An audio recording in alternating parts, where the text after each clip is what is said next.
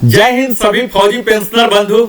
मुझे उम्मीद है आपका पेंशन लगातार आ रहा होगा और आते रहना भी चाहिए, क्योंकि इसके लिए आपने अपने जीवन कुर्बान किया है। आज का दिन हम सबों के लिए बड़ा ही खुशखबरी लेके आया, ओआरओपी का धमाका। और आप इस श्रृंखला को निरंतर देख रहे हैं, मुझे यह पता लग रहा है बहुत ही अच्छा रिस्पॉन्स मिल रहा।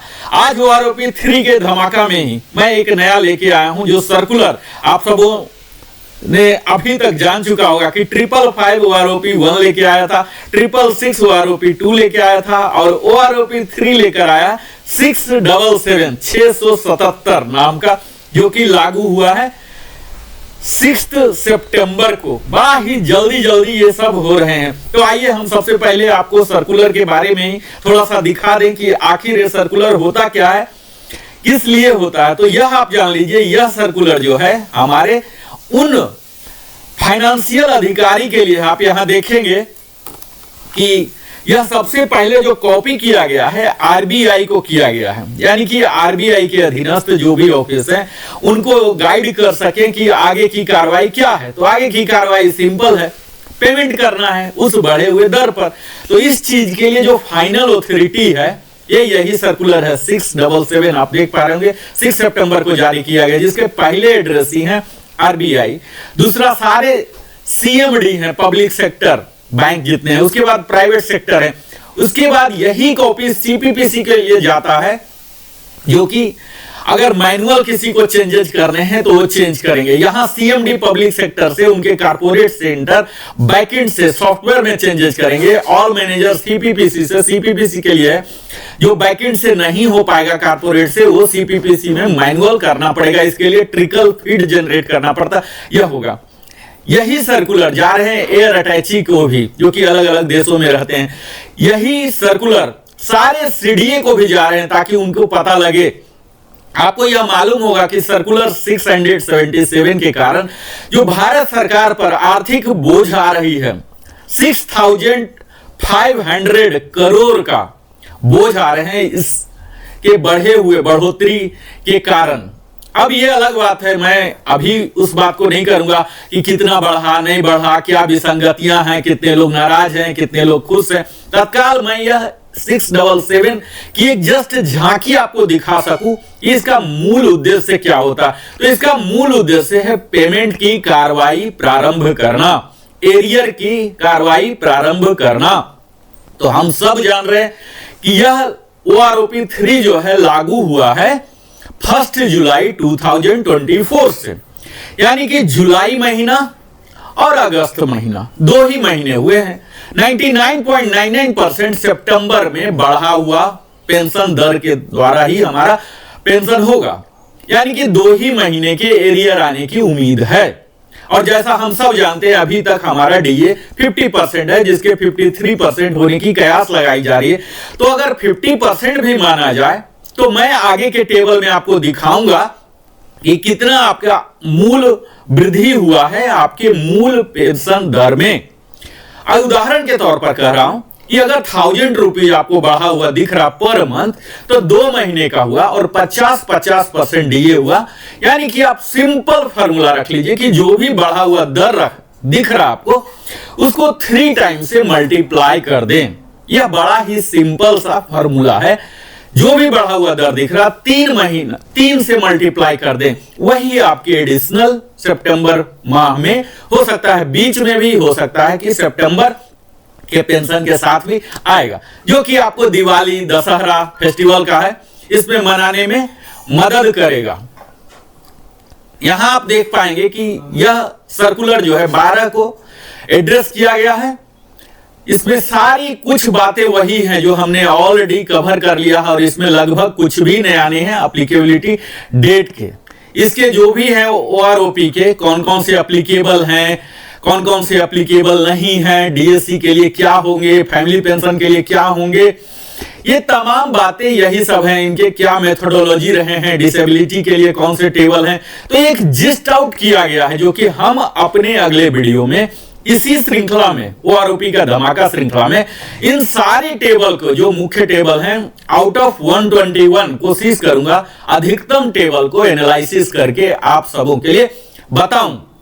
आप लोग अगर चाहते हैं हमारे दर्शक चाहते हैं कि उस टेबल का पहले देखना चाहते हैं तो उसका मैं बताऊंगा, अदरवाइज मैं एक एक कर अधिकतम टेबल को जिसमें ज्यादा से ज्यादा लोग कवर है ये सबको मैं दिखाऊंगा। तो यहां जस्ट दिया गया है कि किस टेबल से किस टेबल तक क्या कवर करता है। आप यहां देखेंगे कि यही OROP का जो सर्कुलर है ये और किन्हें किन्हें जा रहा, तो यह तो है हमारे यहां आप नीचे देखेंगे जस्ट फॉर इंफॉर्मेशन, इन जो नीचे के लोग हैं इन्हें सिर्फ इंफॉर्मेशन के लिए दिया गया है, इन्हें कुछ करना नहीं है, जस्ट मालूम होना चाहिए। इसमें अधिकतम PCDA के ही हैं, CDA के हैं, जो ऑडिटिंग अथॉरिटी हैं, रिकॉर्ड ऑफिस है, इन लोगों को कुछ ज्यादा करना नहीं होता, लेकिन मालूम होना चाहिए कि हमारे यहां से जो रिटायर हो रहे हैं इनका कितना पेंशन होता है, ये सब जानने के लिए यहां देख रहे हैं सबको दिया गया है।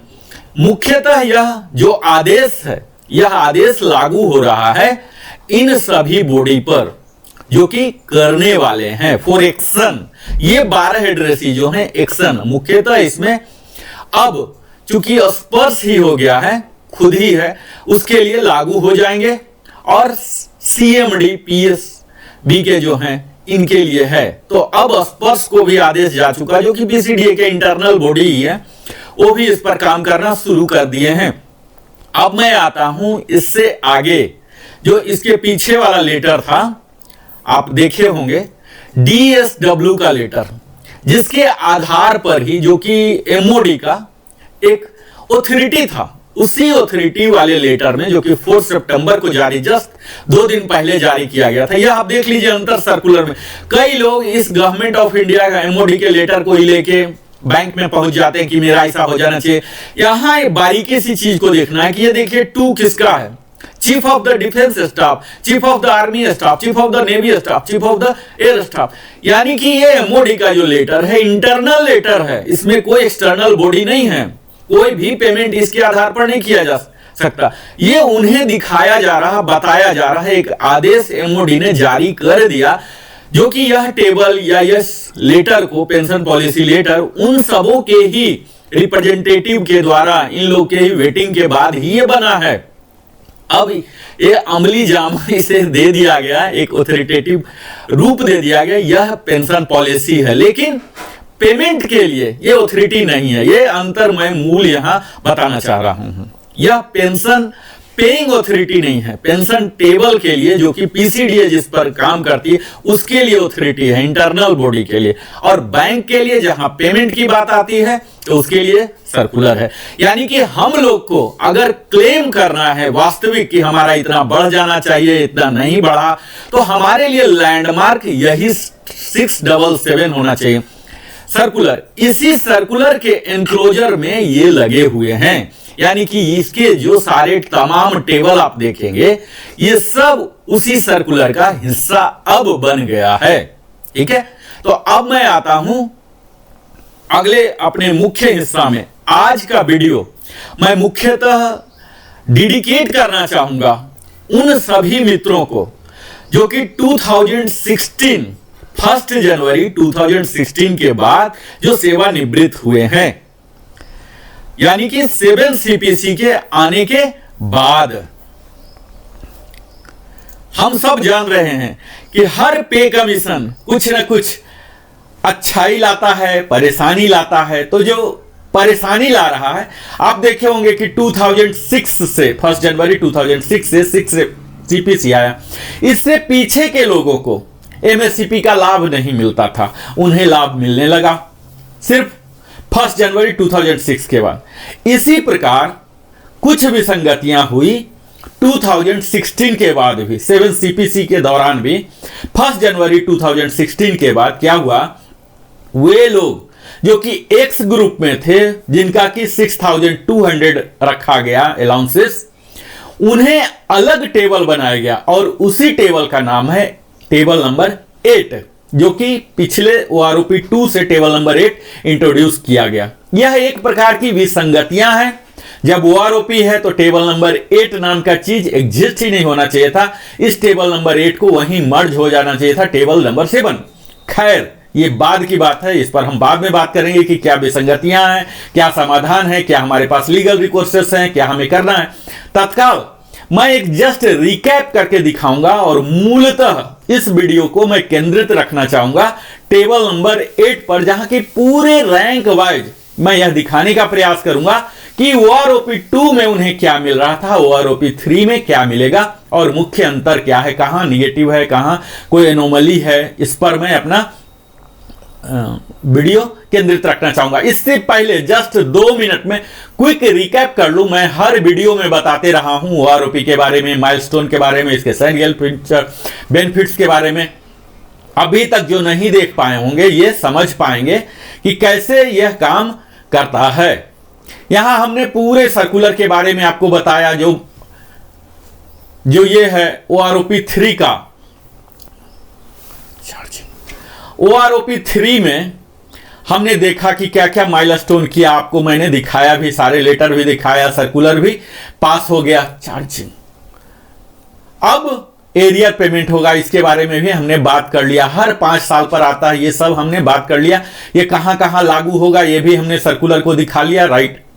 यहां डिसेबिलिटी के लिए होंगे, स्पेशल होंगे, army, navy, air force, DSC, territorial army, retired, discharge, invalidate, died, ये सब के लिए होंगे। यहां किसी का निगेटिव ग्रोथ अगर है भी तो डिसएडवांटेज में रिवीजन नहीं होगा। यहां आप देख पाएंगे सारे एप्लीकेबिलिटी को मैंने लिया है, और जो नॉन एप्लीकेबिलिटी हैं, स्पेशली जो अपने मर्जी से गए हैं, प्रीमैच्योर वाले हैं, एक्सग्रेसिया वाले हैं, रिजर्विस्ट हैं, इन सबों को नॉन एप्लीकेबल। इसके मेथोडोलॉजी जो है, इसमें रैंक, ग्रुप, क्वालिफाइंग सर्विस है, इसके कई एनोमली यहीं से शुरू हो जाते हैं। कई लोगों का कोई रिवीजन ही नहीं है। तो यहां तक हमने कॉमन बातें लगभग हर बार हम बोल रहे हैं आप सबों को।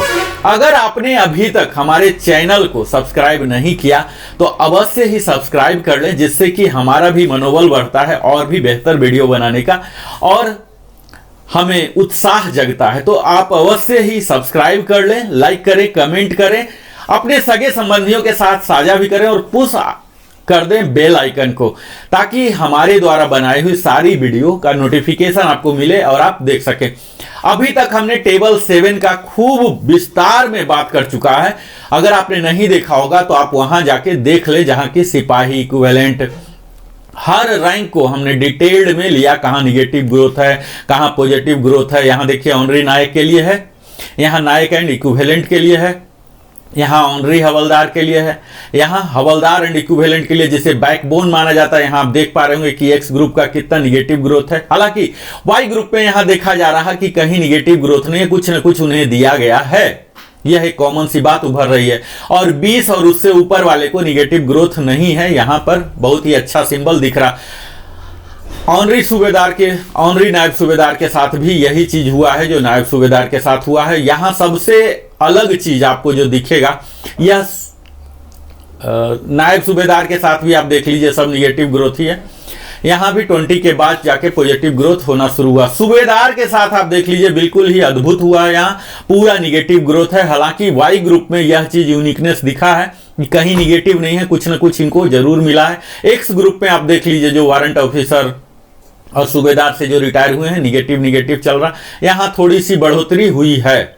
यहाँ वाई ग्रुप में एज इट इज निगेटिव बहुत ही कम है, पॉजिटिव दिख रहे हैं। तो सूबेदार रैंक के साथ थोड़ी सी न्यायपूर्ण नहीं की गई है।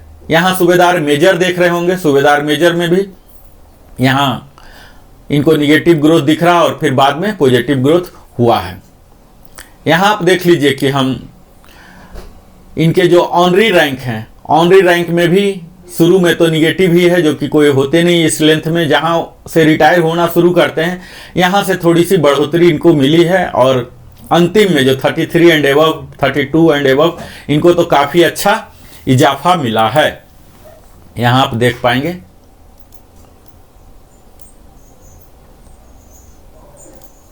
आप यहां देख पाएंगे कि किस प्रकार का चेंजेज आए हैं। यहां आप देख पाएंगे, थोड़ा ही है लेकिन है। अब मैं मूलतः आपको लेके चलता हूं टेबल नंबर, यहां से हमारी यात्रा प्रारंभ हो जाती है, जो कि आप यहां देख पा रहे होंगे कि 1 जुलाई से उन सभी जेसीओ को या अदर्स को यह टेबल लागू हो रहा। टेबल नंबर 8 जो कि एक्सक्लूसिव ग्रुप एक्स के लिए है। तो अगर आप ग्रुप एक्स के हैं और 7 CPC में रिटायर हुए हैं जो कि डायरेक्ट EPPO आपको मिला है, तो यह वीडियो आपके लिए यहां से अब इंपॉर्टेंट होने जा रहा है।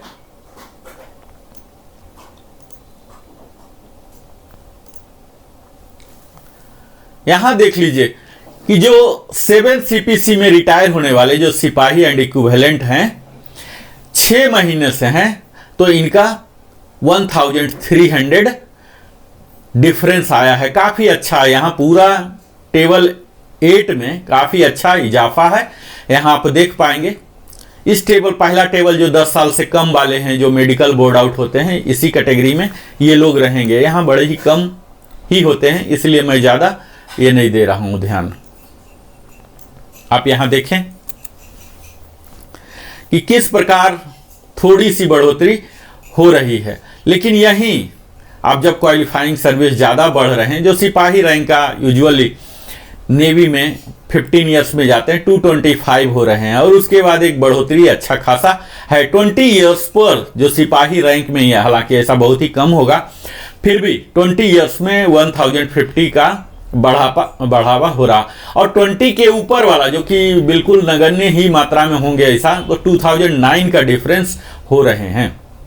अगला रैंक है ऑनरी नायक। ऑनरी नायक में भी आप देख पाएंगे कि 6 मंथ्स के लिए 1300 हैं। इसके बाद सब में कुछ कुछ बढ़ोतरी हो रही है, पॉजिटिव ग्रोथ है टेबल नंबर 8 में।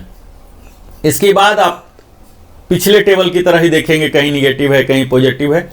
20 के बाद 20 में 1050 हो रहे हैं, ग्रोथ अच्छा खासा है।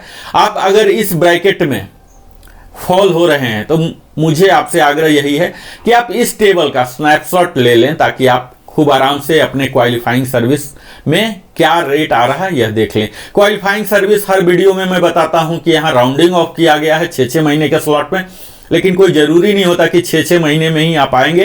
कई का 3 महीना रहेगा, तो अगर 3 महीना स्पिल ओवर हुआ, यानी कि उदाहरण यहां ले लीजिए 11 ईयर्स 3 मंथ हुए हैं, तो आपको 11 में ही रखा जाएगा। लेकिन 11 ईयर्स 3 मंथ्स 1 डे हुआ है, तो आपको 11.5 में चले जाएंगे। इसी प्रकार अगर आपके 10 ईयर्स 9 मंथ्स 1 डे हुए हैं, तो आपको 11 में आ जाएंगे। तो इस तरह से इसका फिलॉसफी होता है rounding off qualifying service. Honorary Naik में भी आप देख पाएंगे कि 20 ईयर्स में 1050 रुपीज का इजाफा हो रहा है, और 20 के ऊपर में फिर से वही ट्रिक किया गया है, 2009 का इंक्रीज दे दिया गया है। अगला है नायक एंड इक्विवेलेंट, जिसमें काफी लोग रिटायर होते हैं। आप यहां देखेंगे इनके लिए काफी कुछ दिया गया है। यहां आप देखिए इनके लिए काफी कुछ दिया गया है। 6 महीने से ही इनको 1300 जो नायक जाते हैं 10 ईयर्स तक भी जा रहे हैं, तो इन्हें अच्छा खासा इजाफा मिल रहा है। यही चीज 10 से ऊपर वाले अधिकतम जाते हैं। यहां थोड़ा सा दुख ही करने वाला है कि अगर कोई नायक 15 में जा रहे हैं तो 1308 का डिक्रीज हो रहा है, यानी कि इनको एडवांटेज नहीं मिल रहा। 17 तक यूजुअली ये नायक जाते हैं, तो यहाँ निगेटिव हो रहा, कुछ भी नहीं मिल रहा 7 CPC वाले को। तो यहाँ आप देख पाएंगे 20 ईयर्स में भी जा रहे हैं तो मात्र 707 रुपीज का इजाफा हुआ है। इसके ऊपर बहुत ही कम जाने वाले होंगे, और इस टेबल बनाने वाले को भी मालूम है कि 22 के बाद कोई नायक नहीं रहेगा, वो हवलदार बन ही जाएगा या ऑनरी बन जाएगा। तो यहाँ 22 के बाद अंधाधुन वैल्यू इन्होंने दिया है 2657 टेबल 8 में, जो कि 28 मैक्सिमम है, यहां तक जा रहा है। अगला रैंक है ऑनरी हवलदार, जो कि सिर्फ आर्मी में ही होता है। यहां आप शुरू में देखेंगे 10 साल तक काफी बेहतर इजाफा है, 3 डिजिट में है, काफी खुश करने वाला। हालांकि इसमें कम ही होंगे जो ऑनरी हवलदार होंगे, तो 20+ हो जाएगा, इसमें फॉल नहीं हो पाएंगे। बहुत ही कम जो कि स्पोर्ट्स कोटा से डायरेक्ट स्पेशल प्रमोशन लिए आउट ऑफ टर्न, तो ये सब हो सकते हैं एक्सेप्शनल वाले। यहाँ फिर देखिए 10 के ऊपर वाले कुछ हो सकते हैं। यहाँ जो जाने वाली ब्रैकेट है 15, 16, 17, यहाँ सब निगेटिव ग्रोथ है, और 20 ईयर्स में कुछ हो सकते हैं, तो 707 है। यानी कि ले दे के आप कह सकते हैं कि जो जाने वाला ब्रैकेट है इसमें कोई बहुत ज्यादा लाभ देने वाला नहीं है। जहां तक लाभ दिख रहा है इस टेबल में, उस ब्रैकेट में जाने वाले लोग नहीं होंगे। यहाँ फिर ऑनरी हवलदार रैंक लेके कोई जाने वाले अगर हैं तो यहाँ देख लीजिए 831 है, और उसके बाद 22 ईयर्स के बाद 2657 काफ़ी अच्छा इजाफा हुआ है। हवलदार एंड इक्विवेलेंट, मैं बार बार बोलता हूँ कि हवलदार हमारे डिफेंस फोर्सेस के एक बैकबोन होते हैं। टेबल नंबर 8 में यही चीज दिख रहा है कि यहाँ टोटल निगेटिव, बैकबोन को पूरे निगेटिव ग्रोथ दिला दिया है। 10 ईयर्स तक कुछ भी नहीं मिल रहा। हालांकि 10 ईयर्स तक हवलदार जाने वाले बहुत कम होंगे। इनके जाने का दर जो 20+ ही शुरू होता है। 17 तक भी अगर कोई आउट ऑफ टर्न प्रमोशन लेके गए हैं या डायरेक्ट रिक्रूट हुए हैं तो इन्हें कोई ज़्यादा लाभ नहीं होगा। 17 ईयर्स तक -925 ही हो रहा है एक्स ग्रुप में टेबल नंबर 8 का। जब ये जाने लगे 20 से तो इनको 1350 का लाभ हो रहा है। यही चीज जो टेबल नंबर 7 है, टेबल नंबर 7 में 2525 का इजाफा हुआ है, लेकिन इस 28635 से नीचे ही है। मैं अगला वीडियो बना रहा हूं जिसमें कि टेबल नंबर 8 का ही कंपैरिजन करके दिखाऊंगा, टेबल नंबर 8 और टेबल नंबर 7।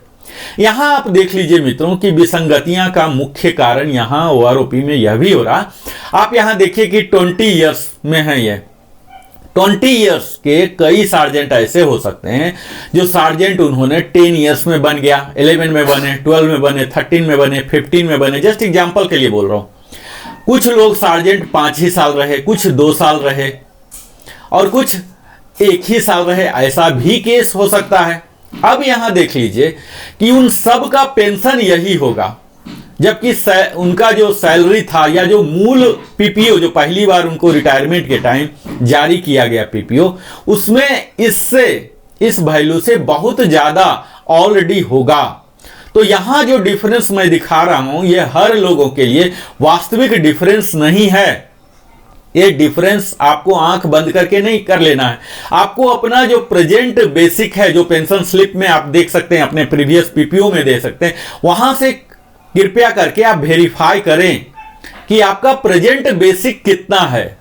हो सकता है कि यहां बढ़ा हुआ दिख रहा हो लेकिन एक्चुअल आपके लिए बढ़ा हुआ नहीं होगा, क्योंकि अगर आपने फास्ट प्रमोशन लिया होगा तो इससे ज्यादा आपको ऑलरेडी मिल रहा होगा।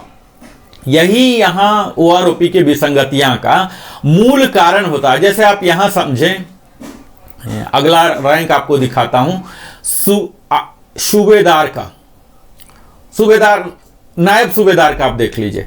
नायब सूबेदार कोई लोग ऐसे होंगे जो डायरेक्ट हवलदार बन के आए, एजुकेशन इंस्ट्रक्टर, पंडित और कई ऐसे ट्रेड होते हैं हमारे फौज में। यहां आप नायब सूबेदार को देखें तब आपको पता लगेगा।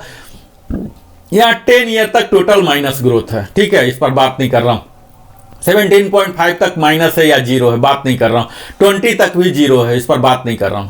20 के ऊपर भी 23.5 जीरो ही है, और इसके बाद 24 से 100 है, और यहाँ 11, यानी कि नायब सूबेदार को यहाँ भी कुछ नहीं दिया गया। टेबल नंबर 7 में भी कुछ नहीं दिया गया और टेबल नंबर 8 में भी लगभग नगण्य के बराबर ही है, 26 वाले को मिला है।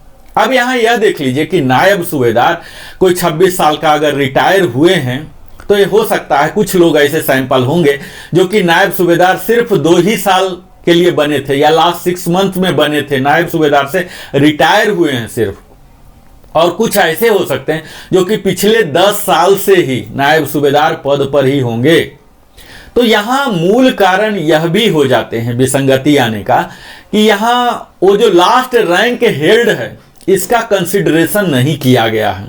यहां जो कंसिडरेशन होते हैं ओआरओपी के टेबल फॉर्मेशन में मुख्यतः उनके ग्रुप क्या हैं, उनका रैंक क्या है, क्वालिफाइंग सर्विस क्या है, last rank held for how many years, इस चीज का कंसिडरेशन नहीं है। जबकि सैलरी में इस चीज का कंसिडरेशन होता है, लेकिन लास्ट तक आते आते जब पेंशन का करते हैं तब यहां राउंडिंग ले लेते हैं। और यहां जो सैंपल भी लिया गया है 2023 सा, तो यह महज संजोग की बात है कि उस समय जो उस रैंक में रिटायर हो रहे थे वो उस रैंक को कितना ज्यादा होल्ड करके तब रिटायर हुए थे। अगर उस रैंक को ज्यादा साल तक होल्ड करके रिटायर हुए हैं तब तो अधिकतम पर हुए होंगे, तब तो जो एवरेज वैल्यू आएगा वो अधिकतम आएगा। लेकिन उस साल अगर कम से कम पर ही वैल्यू लेके ही रिटायर होने वाले ज्यादा संख्या रहे हैं तो उनका एवरेज भी डाउन हो जाएगा। और यही कारण है निगेटिव ग्रोथ या जीरो होने का। अब किस साल कितने ज्यादा रिटायर हो रहे हैं ज्यादा वैल्यू लेके, ये तो 20 साल 25 साल पीछे जाना पड़ेगा, इतिहास को देखना पड़ेगा कि उस समय गवर्नमेंट की जरूरत क्या थी, कितने उन्होंने इनफ्लो लिया था, उसके हिसाब से आउटफ्लो होगा। या फिर मार्केट में देखना पड़ेगा कि मार्केट में अभी फौजियों का डिमांड कितना है, इसके अनुसार से आउटफ्लो होते हैं। तो ये सब कई फैक्टर है। तत्काल इस टेबल बनाने में इस चीज को नजरअंदाज किया गया है कि वो लास्ट रैंक हेल्ड कितने हैं। हालांकि इसमें कुछ लोगों को लाभ भी होगा, जो लास्ट में ही बिल्कुल बने हैं उन्हें भी उच्चतम मिल जाता है, लेकिन जो बहुत पहले ही उस रैंक को हेल्ड करके रखे नायब सूबेदार 8 साल 10 साल से हैं, तब उनको यहाँ एडवांटेज नहीं मिलता है, निगेटिव ग्रोथ चला जाता है या इनइफेक्टेड हो जाता है। तो यहाँ कोई ना कोई हमारी अथॉरिटी को इस तरह का फॉर्मुलेट करना चाहिए जिससे कि यह चीज हो कि सबको लाभ हो और एक रेशनलाइज तरीके से हो। ऐसा नहीं हो कि किसी को मिल गया और किसी को नहीं मिला, सबको मिलना चाहिए। इस तरह का कोई फार्मूला उन्हें डिराइव करना चाहिए। हमारा तो सजेशन यही है कि जो पैरामीटर्स अभी लिए गए हैं, जो इंडेक्स लिए गए हैं, इस इंडेक्स में रैंक हेल्ड को भी इंक्लूड किया जाए। मिनिमम उस रैंक का इतना बढ़ोतरी हो, यानी कि सिंपल सी बात है कि 3-3% तो बढ़ ही रहे हैं, तो 3-3% हर साल बढ़ रहे हैं, तो 5 साल में है तो 15%, तो 7.5% तो मिनिमम सब में बढ़ोतरी होना ही चाहिए। तो ये फार्मूला लेके चलें तो शायद इतनी विसंगतियां ना हो। सूबेदार रैंक का यहां भी देख लीजिए, जैसा टेबल 7 में हमने देखा, यही चीज क्लियर दिख रहा कि 10 साल तक बिल्कुल निगेटिव ग्रोथ, इतना ज्यादा निगेटिव ग्रोथ दिख रहा है। यानी इनको टेबल बनाने वाले को कोई डाटा ही नहीं मिला और ये सब पूरा निगेटिव लेके बैठे हुए हैं। यहां देख लीजिए 0 पर आके रुके हैं और फिर थोड़ा सा मिलना शुरू हुआ 26 के बाद ही यूजुअली सूबेदार वारंट अफसर जो होंगे वो जाना शुरू करते हैं। तो यहां पर थोड़ी सी उनको फायदा हो रहा है, 26.5 में ज्यादा फायदा हो रहा है, चूंकि ऐसे यहाँ केस मिले होंगे इनको सैंपलिंग में कि 26.5 साल वाले जो जा रहे होंगे, इनको काफी हायर रैंक में, सूबेदार रैंक में ज्यादा समय तक 4 साल 5 साल 8 साल रह के किए होंगे, तो इन्हें हायर बेसिक पर जाने वाला सैंपल मिला है, तो इसलिए यहां पर इजाफा हुआ। और वही 27 पर जाने वाले जो नॉर्मल गए होंगे यहां नहीं मिला। तो ये किस तरह का इनको सैंपलिंग मिला है उस साल, लास्ट रैंक हेल्ड जो ज्यादा सालों तक रहे हैं, अगर ऐसा सैंपल इन्हें मिला है उस साल यानी कि 2023, तो उनका बढ़ गया। यही इसके पीछे लॉजिक दिख रहा कि कहीं 0 हो रहा, जो कि ऐसा नहीं होना चाहिए। इनका पॉलिसी टेबल फॉर्मेशन में ऐसा होना चाहिए कि सबको इतना मिनिमम होना ही चाहिए। अब यहां देख लीजिए कि 25 साल वाले का कुछ भी नहीं हो रहा, यहां निगेटिव हो रहा, और 26 में वही जाके 8 हो रहा। तो 22.5 से लेके 25.5 तक कुछ भी नहीं मिल रहा और 26 में जाके 800 रुपया मिला है। तो ये सब विसंगतियां हैं जो कि क्लियर कट सूबेदार में बहुत ही ज्यादा इंपैक्ट कर रहा है, निगेटिव इंपैक्ट आ रहा है। इसी प्रकार सूबेदार मेजर में आप देख लीजिए कि इसमें जो हम देख पा रहे हैं अधिकतम है इनका, सारे निगेटिव ही आपको लग रहा है। यहां 10 साल तक निगेटिव ही दिख रहा। हालांकि 10 साल में कोई सूबेदार मेजर बन के नहीं जाएंगे, कोई एजुकेशन इंस्ट्रक्टर या डायरेक्ट हवलदार से या जेसीओ से हुए हो सकते हैं और मेडिकल बोर्ड आउट हो जाएं, तब अलग बात है। 20 तक भी यहाँ पूरा निगेटिव, इतना भयंकर निगेटिव इनको मिल रहा है, यानी कि सैंपल ही इनको नहीं मिला है। सैंपल नहीं मिलने की वजह से इनका एवरेज खराब हुआ। एक आध कोई सैंपल मेडिकल वाला मिला होगा जिसका कि बहुत ही लो रहा, क्योंकि कम लेंथ ऑफ सर्विस में जब आउट हो रहा तो उसका बेसिक भी कम ही होगा, तो कम वाले के कारण ये पूरा निगेटिव चला गया। तो ये एक विसंगति पूर्ण है। इसी तरह से आप देखेंगे सूबेदार मेजर का यहाँ 20 से ऊपर वाला है, जो कि एक्चुअल यहाँ पर सारे निगेटिव ही दिख रहे हैं आपको। यहाँ आप देखिए पूरा निगेटिव, पॉजिटिव वैल्यू 26 से शुरू हुआ है, जो कि यहां से जाना शुरू ऑलमोस्ट करेंगे। टेबल नंबर 8 में आप देखेंगे कि सूबेदार मेजर को यहां से 1000 मिलना शुरू हुआ है। 26 के बाद ही यूजुअली एसएम बनेंगे, एमडब्ल्यू बनेंगे। इतना अभी तो एमडब्ल्यू के लिए 30 इयर्स क्वालिफाइंग सर्विस है, तो 30 के बाद ही बनेंगे ही और उसके बाद ही जाएंगे, 31 में जाएंगे। तो वहां जब वो जाना शुरू होंगे तो उन्हें एक मिल रहा 1000 रुपीज एटलीस्ट मिल रहा है। यहाँ भी आप देख लीजिए कि 1000 रुपीज इन्हें मिल रहा है। लास्ट में जब सूबेदार मेजर ये सबको काफ़ी अच्छा मिला है, 33 एंड एबव को तो 46300 जो HFO का है यही दे दिया गया है। यहाँ सूबेदार मेजर का आप देख पाएंगे। ACP वाले का भी इसी तरह से फर्स्ट जो 10 ईयर्स तक पूरा निगेटिव है, अगला भी 20 ईयर्स तक निगेटिव है। यहाँ फिर से पॉजिटिव 26 साल के बाद ही होना शुरू हुआ है।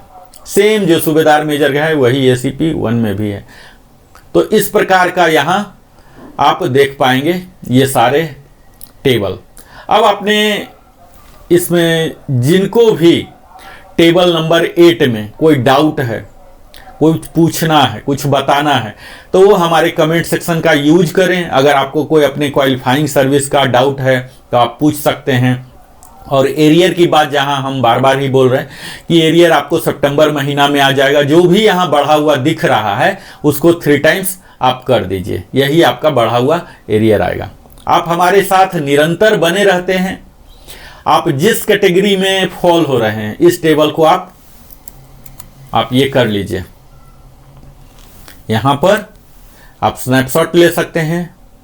दिल की गहराइयों से बहुत बहुत धन्यवाद आप सबों का, क्योंकि आप अपने जीवन का बहुमूल्य समय देते हैं हमारे साथ। और यहाँ मैं आपको अगर समराइज करूँ तो हमने अभी तक जो वीडियो में देखा, आपने देखा होगा कि तो आज के वीडियो में हमने यह देखा कि किस प्रकार का लाभ आपको मिला है और इसकी क्या ऑथोरिटी है। सर्कुलर नंबर 677 जारी हो गया 6 सितंबर 24 को, जो कि हमारे लिए सचमुच एक धमाका का रूप लेके आया है। ये किन्हीं किन्हीं जारी हुआ है। सर्कुलर का नंबर, सर्कुलर का मतलब क्या हुआ, ये कहाँ कहाँ जाता है, ये जस्ट एक कवरिंग लेटर है। ऑथोरिटी है जो पेमेंट करेंगे, जो फाइनेंशियल ऑथोरिटी है उनके लिए एक आदेश है, चाहे वो स्पर्श हो या डिफरेंट पीडीए हो, चाहे हमारे ट्रेजरी हो, डीपीडीओ हो, पोस्ट ऑफिस हो, बैंक्स हो, सब के लिए एक महज आदेश है। इस आदेश जारी होने के बाद वो लोग अपना कार्रवाई प्रारंभ कर देते हैं। और ये सब जो ऑथोरिटी है 36 कॉपी जो स्पेयर कॉपी भी है, ये सब इनके लिए इंफॉर्मेशन के लिए है कि इनको पता होना चाहिए कि हमारे यहाँ जो काम करते हैं उनका क्या है। और ये सब जो ऑडिटर हैं, ऑडिटर को पता होना चाहिए, तब जाके वहां जाके ऑडिट करेंगे, है ना। यहाँ देख लीजिए लिखा हुआ 29 ऑफिसर ICS स्पर्श, इनके लिए स्पेशल इंस्ट्रक्शन है फॉर सुटेबल अमेंडमेंट इन स्पर्श प्रोग्राम, यानी कि TCS के द्वारा जो बनाया हुआ स्पर्श प्रोग्राम है उसमें चेंजिंग ऑलरेडी प्रारंभ हो चुके हैं। तो हम कयास लगा सकते हैं कि यथाशीघ्र हमारे बढ़े हुए मात्रा का 3 टाइम्स एरियर आ जाएंगे और सितंबर महीना से हमारा बढ़ा हुआ आ जाएगा। इसी के साथ हमने पेंशन पॉलिसी भी देखा कि पेंशन पॉलिसी किस प्रकार सर्कुलर का रूप लेता है, जो कि इंटरनल है। हमें इस पेंशन पॉलिसी लेटर को लेके कहीं बैंक या किसी PDA के पास, पेंशन डिस्बर्सिंग एजेंसी के पास नहीं जाना कि हमारा इस टेबल से होना है। अगर हमें जाना है तो सर्कुलर को लेके जाना है। यहां आप देख पाएंगे कि यह 265 पेजेस के जहां 121 टेबल है, जिसे मैं बारी बारी करके एनालाइज करके आप सबों को दिखाने जा रहा हूं। तो आज तक हमने काफी कुछ कवर किया और उम्मीद है आप हमारे साथ इसी प्रकार जुड़े रहेंगे। और भी मैं कई तरह की नई आपके लिए लाता रहूंगा और आपको सुदृढ़ करते रहूंगा। बहुत बहुत धन्यवाद, बहुत बहुत धन्यवाद। फिर मिलता हूं अगले वीडियो में, तब तक जय हिंद।